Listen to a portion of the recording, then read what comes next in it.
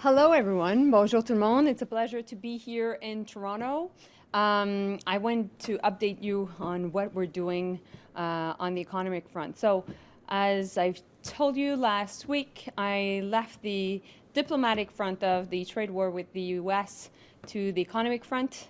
And in that sense, my job as the new Minister of Industry is to really work on the consequences of the US tariffs and to make sure that we can continue to fight for Canadian workers, to make sure that we're in solution mode with businesses and their CEOs, and at the same time that we can continue to grow the economy. My three priorities are these ones. The first one is to make sure that we fight for the sectors that are the most affected by this trade war. So the auto sector, and I was just in Oshawa a bit earlier today at GM, meeting with management, but also meeting with the workers. I would like to thank all the people working on the lines that are making us so proud for their hard work, and we'll continue to fight for your jobs. Meanwhile, I also was in Quebec last week meeting with the hardworking aluminum workers, and I had many conversations also with CEOs of the sector, and same for the people working in the steel sector. And definitely my goal is to make sure that I can go and meet with people that are working either at Algoma or Rio Tinto or ArcelorMittal. So that's my goal. So this is the first priority because, of course, these are the people on the front lines of this trade war. The second priority is really continuing to grow the Canadian economy at a time of geopolitical uncertainty. And so this is a huge challenge, but this is something I think that we can really continue to do, particularly in a couple of sectors. Definitely the defense sector, which will help our manufacturing sector. Definitely also through working on empowering AI, and at the same time in the energy sector. And finally, the third priority that I have is really attracting the best talent in the world. We have an opportunity that we've never seen since the Vietnam War to attract the best and the brightest, particularly coming from south of the border, and we will make sure that we seize this opportunity. So I'll do that in French now. Just give me a second as a proud francophone. Ça me fait plaisir d'être ici à Toronto pour travailler en tant que nouvelle ministre de l'Industrie. Je l'ai dit déjà la semaine dernière, j'ai quitté le front diplomatique pour aller vers le front économique de la guerre tarifaire qui a été lancée par les Américains. J'ai trois priorités dans ces circonstances-là. La première, c'est vraiment de continuer à défendre des emplois dans les secteurs qui sont particulièrement affectés par les tarifs américains, que ce soit le secteur de l'automobile, où j'étais un petit peu plus tôt aujourd'hui à Oshawa. Je tiens à remercier les travailleurs qui nous rendent fiers. Deuxièmement, le secteur de l'aluminium, où j'étais à Bécancour la semaine passée, et finalement dans le secteur de l'acier. Ma deuxième priorité, c'est vraiment de travailler pour créer de la croissance économique, même si on sait qu'il y a beaucoup d'incertitudes, d'insécurité un petit peu partout dans le monde. Et le Canada, on peut faire beaucoup de travail pour attirer ces investissements-là, attirer ces capitaux-là, pour créer des jobs chez nous. Je le vois dans trois secteurs en particulier.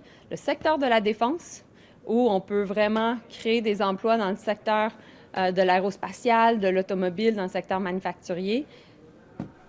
Deuxième opportunité, c'est vraiment en lien avec l'intelligence artificielle et finalement dans le secteur de l'énergie. Et finalement, je pense qu'il y a une opportunité qui est aussi grande que ce qu'on a vécu à l'époque lorsqu'il y avait la guerre du Vietnam pour attirer les meilleurs chercheurs américains. Et ça va être certainement mon opportunité, ça va être certainement ma priorité et j'ai bien hâte de travailler avec le domaine scientifique, avec les universités partout à travers le pays pour attirer le meilleur talent. Alors, ready to take all your questions. Thank you. Hi, I'm Minister Joly. Hi. Diane Campbell at CBC News. Hi. Before I ask the question, which is tangentially related, I'd like to ask you quickly about Israel. Israel's suggesting that there's a link between Canada, France, and the UK statement aimed at Israel and the Washington shooting. I'm wondering what you would say in response, and if you could respond in English and French, please. So this is certainly an important issue. It's an issue that is being dealt by the Prime Minister and the Minister of Foreign Affairs, so I'll let them do their job. Donc ça, c'est certainement un enjeu très, très, très important, mais c'est un enjeu aussi qui est géré par le Premier ministre et par la ministre des Affaires étrangères, et je vais leur laisser faire leur boulot. And my follow-up, Yeah. the federal government has stopped its national EV rebates, with sales showing a softening of the EV market. Does the federal government have any plans to bring back its rebates to encourage people to buy? And is there any consideration to reduce tariffs against EVs made in China to make them a more affordable option for consumers? So it's not a follow-up question, but it's another question, but I'll answer it. It is definitely our intent to make sure that Canadians can benefit from lower prices on electric vehicles. We said it in our platform that we would be bringing back the support programs for electric vehicles, so we will work on this issue. We know that it is important for our auto sector. It is also important to make sure that Canadians are able to have access to affordable electric vehicles. So this is something that I'll be working with the Minister of Finance on. Oui, c'est certainement une priorité. On l'avait mentionné dans la plateforme du parti lors des élections. Donc, notre objectif, c'est en effet de ramener les subventions pour les véhicules électriques, et je vais travailler certainement avec le ministre des Finances sur cette question-là. C'est important, pourquoi? Parce qu'on doit, oui, soutenir le secteur automobile ici au Canada, mais en même temps, on doit être capable de continuer à soutenir les gens pour qu'ils puissent acheter un véhicule électrique à des coûts moindres. Merci. You talked about the consequences of the tariffs. What are you doing specifically to get rid of the tariffs on automobiles and steel? Well, a couple of things. Of course, we're in negotiations with the Americans right now. The Minister of Intergovernmental Affairs, also in charge of U.S. trade, Dominique LeBlanc, is in Washington as we speak. He's been in contact with many officials. But that being said, also, we've worked as well with the auto sector in Canada to make sure that we could find a way to protect the jobs in that sector that is really, really affected through a remission system. So that's what we've done. Now things are going very fast, and negotiations are happening by the hour. So that's the only thing that I can say. Canada's countermeasures on automobiles include provisions about investments, footprint, and employment levels by the D3 in Canada. How come we're still seeing production cuts, shifts being cut, layoffs at the D3? So, a couple of things. I had last week a conversation with Honda regarding their investments in the electric vehicle sector. The CEO confirmed that no jobs would be cut and the conditions of workers would remain the same, and that there was still a commitment to the electric vehicle sector, but there is a softening of the demand. So that's just a reality, and it's linked also not only to the U.S. tariffs, but it is also linked to the fact that President Trump has decided not to go ahead with the Inflation Reduction Act. So the IRA that was put in place by President Biden that was providing for support for electric vehicles. So that's the first point. Second is, I spoke this morning with the president of Stellantis. He also assured me that there would be no job loss and the conditions of workers would remain the same. But indeed, there is also a softening of the demand on the electric vehicle side. So my goal is to make sure that I have real conversations with these CEOs and that I can reach out to all the companies that have invested in that sector. At the same time, we've been very thorough in our way to invest by making sure that our support would be linked to production. So there is a good management of taxpayers' money, which for me is a complete priority. And so that's why my concern is much more about how do we create jobs and continue to invest in the future of the auto sector, while at the same time we're dealing with a lot of geopolitics and a lot of uncertainty. So I will definitely be able in the couple next day to not only talk to the Canadian CEOs, but also to talk to the global CEOs to make sure that I can get the point of view from people in Japan, in Germany, and in the US. Thanks. Yeah. Hi, Anita Balakrishnan from The Logic. Thanks for Hi. taking my Hi. question. So my first question is to follow up on the Stellantis announcement. I'm curious if you've received any assurances from LG on their joint venture with Stellantis and Windsor and how that will be affected by the news of the delays today. So I haven't spoken to LG yet. This will definitely be something I will be doing in the coming hours and days because obviously it is an important investment in Canada.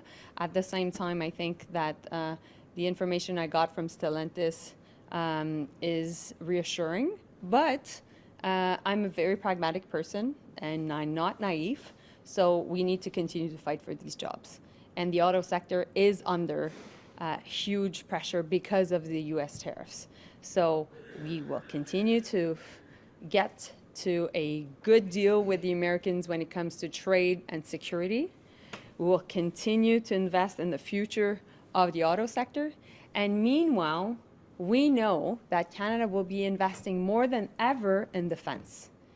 And these investments from the Canadian government must enable jobs in Canada.